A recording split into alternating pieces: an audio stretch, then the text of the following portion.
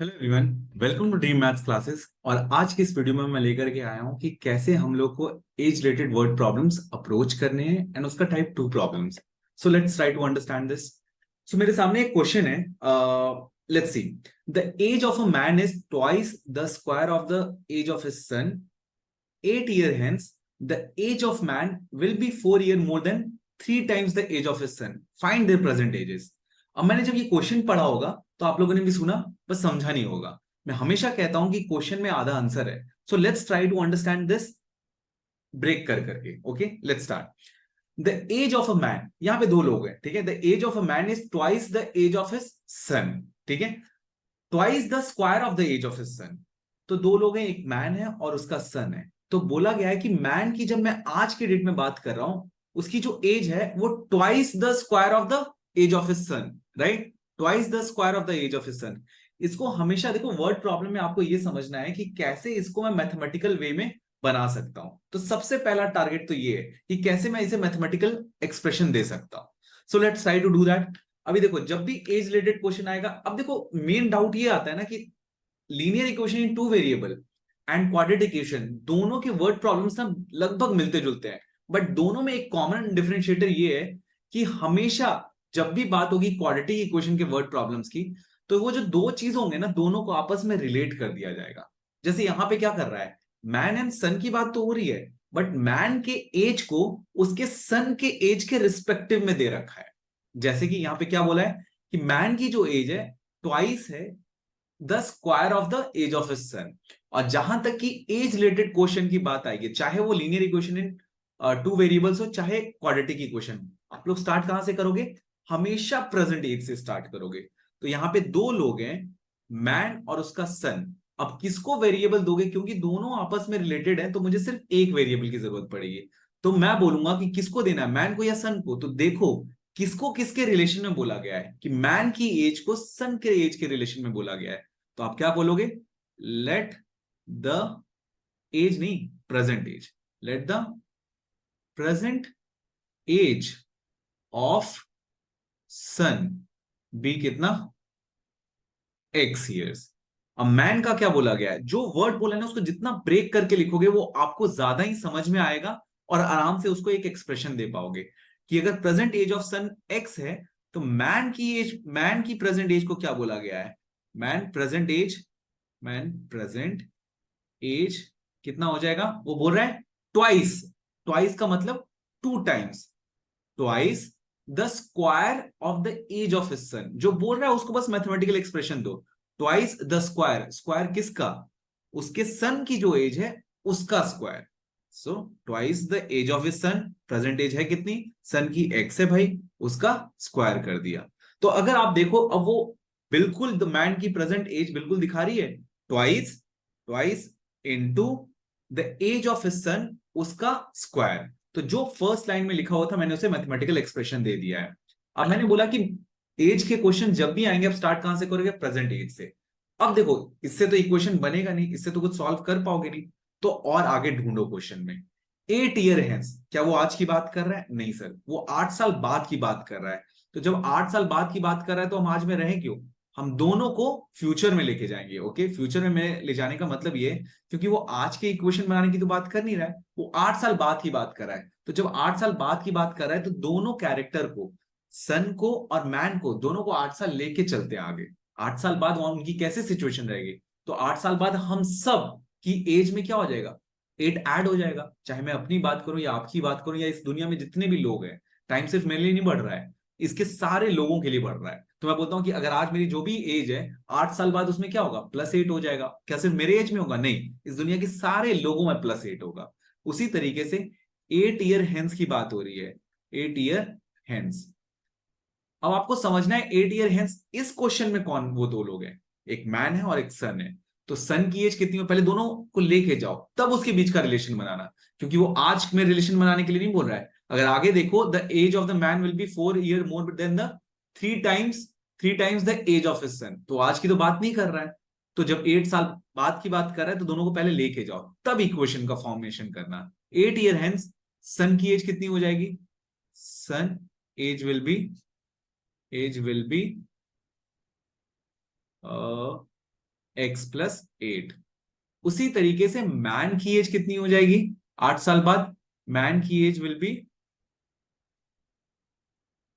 2x² plus 8। This is done. दोनों की आपने 8 साल बाद की एज निकाल ली। अब क्या बोल रहा है, अब इक्वेशन का फॉर्म देना है। जैसे ही इक्वेशन का फॉर्म दोगे तभी वहां से आप निकाल पाओगे एक्स की वैल्यू। So let's try. और जब भी इक्वेशन का फॉर्म देना है, क्वेश्चन अच्छे से पढ़ो, और जो वो लिख रखा है ना उसी को बस मैथमेटिकल एक्सप्रेशन में आप दिखा दो। और अगर वो जो लिखा है आपने वो मैच हो जाए तो समझ जाना कि हाँ, हम सही रास्ते पे हैं। ओके, सो मैं इसे दूसरा कोई कलर देता हूं। तो लेट्स स्टार्ट दिस। ठीक है, बोल रहा है 8 ईयर हेंस, 8 साल बाद दोनों को आप लेके चले गए, दोनों की एज आपको पता है 8 साल बाद की, सही जा रहे हो आप। The age of man, man की एज की बात की गई है। मैन की एज की बात की गई, क्या? मैन विल बी मतलब is equal to, man will be what? 4 year more, 4 साल ज्यादा हो जाएगा। किस चीज से? More than what? 3 times the age of his son. 3 times the age of his son. Okay, the age of his son, ये same सन की as है। अब आपको मालूम है कि मैन की एज है क्या 8 साल के बाद? मैन की एज आई है सर 2x² प्लस 8। ये मैन की एज है 8 साल बाद, is equal to what? 3 times, क्योंकि 8 साल बाद में ये सिचुएशन चल रहा है तो हम उस टाइम पीरियड में आ गए हैं। अब बस हमें बस इक्वेशन फॉर्म करना है, दोनों को उस सिचुएशन में लेके भी आ गए कि सन की एज x प्लस 8 हो गई, मैन की एज 2x² प्लस 8 हो गई। बस इक्वेशन फॉर्म करना है। तो मैन की एज लिख जो आपने देखो, जो इस वर्ड प्रॉब्लम में लिखा हुआ था मैंने यहाँ पे इक्वेशन में लिख दिया कि मैन की जो एज है वो 4 साल ज्यादा होगी, 4 year more than what? 3 times the age of his son, 3 times the age of his son. ठीक है, तो 3 times the age of his son. Son का देखो कितना है, x plus 8, right? 3 times the age of his son will be 3 into x plus 8 plus 4। कई बार मैंने देखा है कि इसमें 3 टाइम्स एज ऑफ हिज सन में आप क्या x या कुछ और वो पीछे वाली चीज घुसा दोगे आप, राइट? ऐसा नहीं करना है, आपको समझ में आना। इसलिए मैं बोलता हूं कि एज रिलेटेड क्वेश्चन में आपने प्रेजेंट से स्टार्ट किया है। अगर वो 8 साल बाद में इक्वेशन बना रहा है तो पहले दोनों सिचुएशन को 8 साल बाद ले जाओ और फिर इक्वेशन फॉर्म कर दो। भूल जाओ वो पुराना चीज। अगर वो 8 साल बाद में वो सिचुएशन में इक्वेशन बनाया है तो आपको उसी टाइम इक्वेशन बनाना है। तो 8 साल बाद दोनों को लेकर के आ गए, अब बस इक्वेशन फॉर्म करो। ओके, तो 2x² plus 8 is equal to 3 into x plus 8 plus 4। Now just solve this.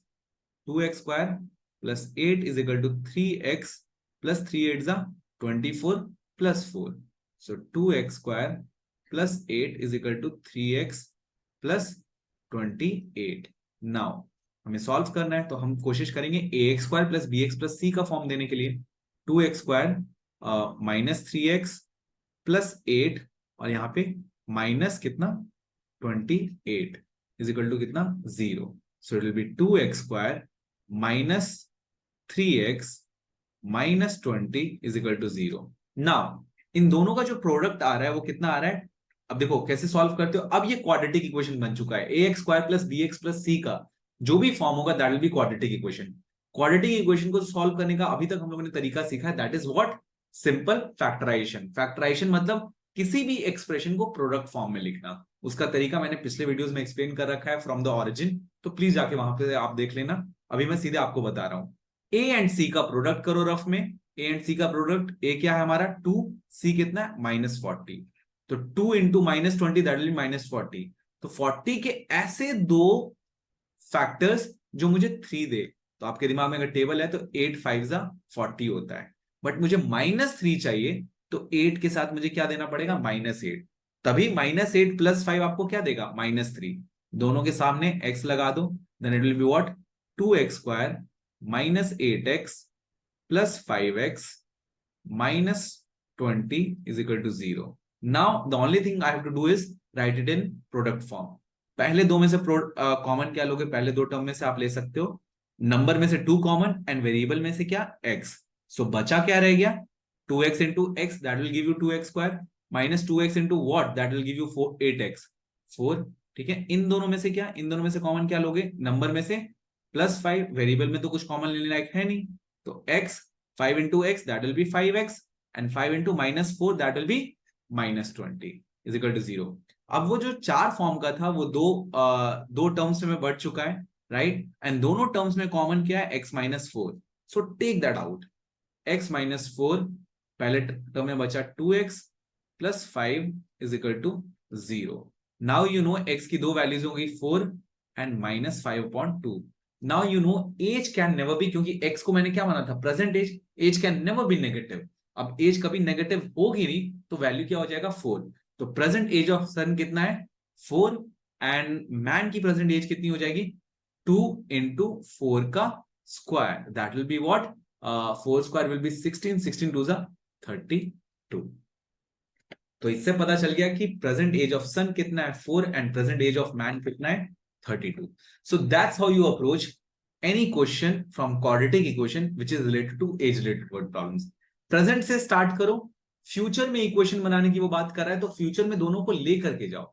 लेके जाने का मतलब बहुत सिंपल है, टाइम मशीन नहीं बनाना है हमें, सिंपल क्या करना है, ऐड कर देना है। जितना साल 8 साल बाद बोलता है तो दोनों को 8 साल ऐड कर दो, और उसके बाद जो भी इक्वेशन दे रखा है उसको आप मैथमेटिकली लिख लो। जैसे ही लिख लिया, अब आपके पास इक्वेशन है, आपको वो पता है कि क्वाड्रेटिक इक्वेशन सॉल्व कैसे करते हैं, and the question is done. So that's how you approach a age related question। मिलते हैं हम लोग नेक्स्ट वीडियो में with different kind of question। Thank you।